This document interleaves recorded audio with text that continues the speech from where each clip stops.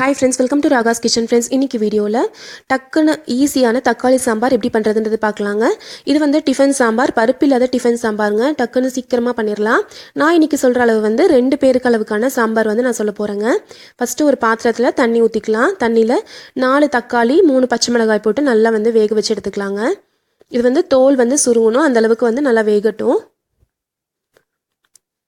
இப்போ பாருங்க நல்லா வெந்துருச்சு. இப்போ ஒரு மிக்ஸி ஜார்ல இப்போ வேக வச்சு வச்சுருக்க இந்த தக்காளியும் பச்சை மிளகாயும் எடுத்துடலாம்.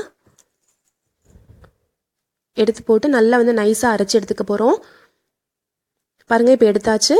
இதை நல்லா நைஸாக அரைச்சி எடுத்துக்கலாங்க. இப்போது ஒரு வாணலியில் ஒரு 1.5 ஸ்பூன் அளவுக்கு எண்ணெய் சேர்த்துக்கலாம். எண்ணெய் நல்லா சூடானதும் ஒரு 1/2 ஸ்பூன் அளவுக்கு கடுகு, 1/2 ஸ்பூன் அளவுக்கு சீரகம் சேர்த்துடலாங்க. இது நல்லா பொரியட்டும். பொரிஞ்சதும் இது கூட 1 கப் அளவுக்கு சின்ன வெங்காயத்தை நறுக்கி வச்சுருக்கேங்க, அது சேர்த்துடலாம்.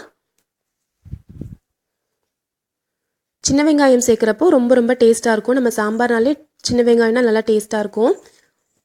இப்போ இது கூடவே கொஞ்சமாக கருவேப்பிலை சேர்த்து நல்லா வதக்கிக்கலாங்க. அவசரமாக பருப்பு வேக வைக்கலாம் டைம் இல்லாதப்போ இந்த மாதிரி வந்து சீக்கிரமாக நம்ம தக்காளி சாம்பார் செஞ்சிடலாங்க. இப்போ நம்ம அரைச்சி வச்சுருக்க தக்காளி பச்சை மிளகாயுடைய விழுது சேர்த்துடலாம். அது கூடவே கொஞ்சமாக தண்ணி சேர்த்துக்கலாம். உங்களுக்கு எவ்வளோ தண்ணியாக சாம்பார் வேணுமோ அந்த அளவுக்கு தண்ணி விட்டுக்கோங்க. இப்போ இதில் ஒரு 1/2 ஸ்பூன் அளவுக்கு மஞ்சள் தூள், தேவையான அளவுக்கு உப்பு, ஒரு 2 ஸ்பூன் அளவுக்கு சாம்பார் தூள் சேர்த்துக்கிறேங்க. சேர்த்துட்டு இது நல்லா கலந்து விட்டுக்கலாம். இப்போ இது நல்லா கொதிக்கட்டும்.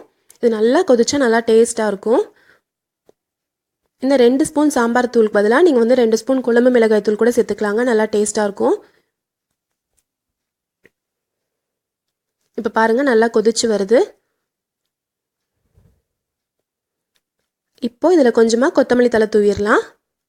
கடைசியாக இறக்கிறதுக்கு முன்னாடி கொஞ்சமாக பெருங்காயத்தூள் சேர்த்துக்கலாங்க. கொஞ்சம் நல்லா டேஸ்ட்டாக இருக்கும், அது நல்லா வாசனையும் இருக்கும்.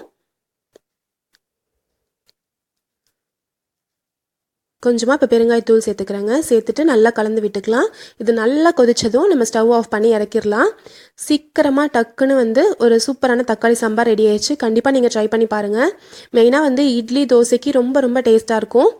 இது புளி போடாதனால, பருப்பும் புளியும் இல்லாதனால நம்ம வந்து சாதத்துக்கு அவ்வளோ டேஸ்ட்டாக இருக்காதுங்க. டிஃபனுக்கான ரொம்ப டேஸ்ட்டாக இருக்கும். பொங்கல், இட்லி, அதே மாதிரி வந்து தோசை, இதுக்கெல்லாம் ரொம்ப டேஸ்ட்டாக இருக்கும். கண்டிப்பாக ட்ரை பண்ணி பாருங்கள். சுட சுட இட்லிக்கு இப்படி மேலே சாம்பார் ஊற்றி சாப்பிட்றப்போ சுவையாக இருக்குங்க. இந்த ரெசிபி உங்களுக்கு கண்டிப்பாக பிடிச்சிருக்கும்னு நினைக்கிறேன் ஃப்ரெண்ட்ஸ். ட்ரை பண்ணி பாருங்கள், எப்படி வந்துச்சுன்னு சொல்லுங்கள். இந்த ரெசிபி உங்களுக்கு பிடிச்சிருந்துச்சுன்னா நம்ம சேனல் ராகாஸ் கிச்சனில் ஒரு லைக் கொடுங்க. ஃப்ரெண்ட்ஸ் கூட ஷேர் பண்ணிக்கோங்க. சப்ஸ்கிரைப் பண்ணி வச்சுக்கோங்க. தேங்க்யூ.